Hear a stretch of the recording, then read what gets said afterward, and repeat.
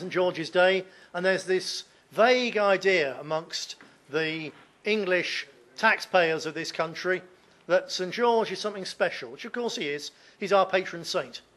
Now, the liberal elite do not like St George. They loathe everything that gives or could give the native people of this country a bit of backbone, a bit of fibre, a bit of pride and self-confidence to enable them, us, to stand up and say, we will not be pushed around any longer. We will not be second-class citizens in our country any longer.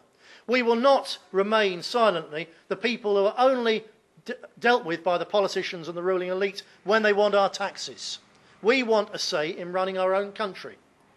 And something as insubstantial, as mythical as a patron saint is the kind of thing which can spark that change of mentality in an oppressed people, which is what we are. So they want, if possible, to do away with the very idea of St George. And for years, he was a non-person, not celebrated anywhere. But then it's become, from the grassroots up, over the last, 10 years, particularly 5 years, there's St George flags everywhere. There's St George shirts on youngsters everywhere. It's not something which a few old fuddy-duddies would do wearing a red rose on April 23rd.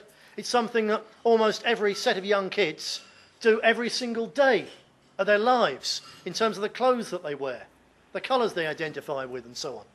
So there's this increasing feeling that, yeah, there is something about St George. There is something about being English. And yes, there is. And so the liberal elite have gone from trying to ignore it, they're now trying to pervert it and twist it, as they pervert and twist everything they touch. And the latest you probably heard is they'll say time and time again, oh, St George, isn't it funny the stupid English have a patron saint who's actually Turkish? Ha, ha, ha, how stupid they are. Which isn't the case.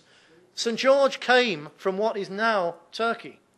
But St George was most definitely not Turkish, because there were no Turks in what is now Turkey when St George lived and died. Because the Turks arrived hundreds of years afterwards as conquerors, as immigrants.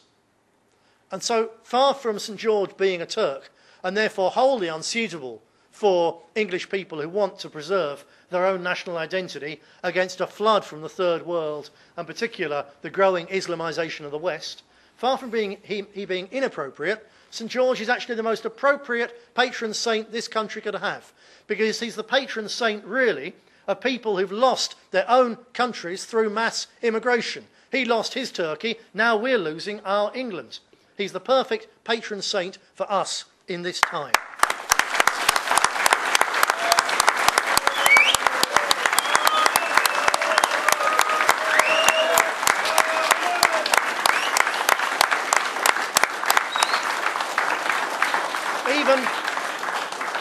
Even when the liberal elite and the BBC and so on, they sneer at St George and they say, of course he never really existed and the dragon never really existed.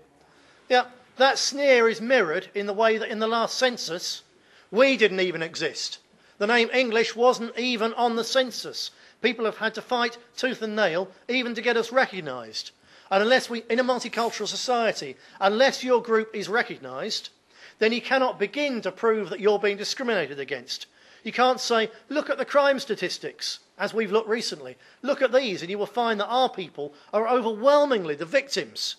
If there are no statistics about us, there's no way of proving that we're hard done by, of proving that things are wrong, of proving that things need to be put right. And turning the English into a non-people in our own country, which is what the liberal elite has been doing relentlessly in recent decades, it's only mirrored by when they say, well, St George never really existed. And of course, St George doesn't exist. There is no St George out there coming to our rescue. There's no knight on a big white horse with shining armour out there. To that extent, it's true. There is no physical St George out there. But it doesn't mean that there isn't a St George in emotion, in spirit, in the power to change things. St George is not out there on a white horse, but St George exists in every single one of you, in every single one of your friends and relatives and neighbours, in every person of indigenous stock in this country. St George is not sleeping, not non-existent. He's alive and wakening up. He's in here and he's in here. Never forget, you are St George. Hear, hear.